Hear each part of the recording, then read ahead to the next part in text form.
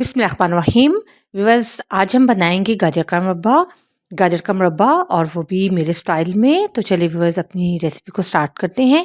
ये बहुत healthy recipe है। इसके लिए मैंने यहाँ पे 3 किलो गाजरें ली हैं। आप क्वांटिटी जो है वो अपनी जरूरत के हिसाब से कम ज्यादा कर सकते हैं। 2-3 जो है सब्जी इलायची, और यहाँ पे मेरे पास ½ kg चीनी है और 1 गिलास पानी। बस इन्हीं चीज़ों से हम अपना मुरब्बा तैयार करेंगे। तो चलिए व्यूअर्स, सबसे पहले हम पैन के अंदर 1 गिलास पानी डालेंगे।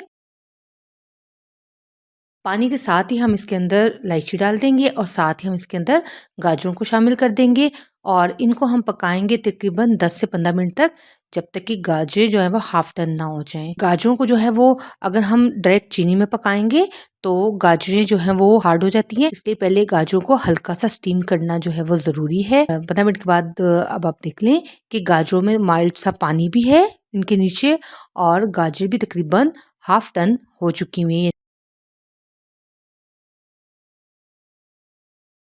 अब इसके अंदर हम चीनी शामिल करेंगे। चीनी यहाँ पे मैंने ½ kg ही इस्तेमाल की है।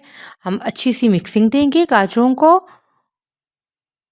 और इसके बाद हम इसको दोबारा पकने के लिए छोड़ देंगे तकरीबन अगेन 10 से 15 मिनट, ताकि हमारा शीरा जो है वो अच्छी तरीके से बन जाए।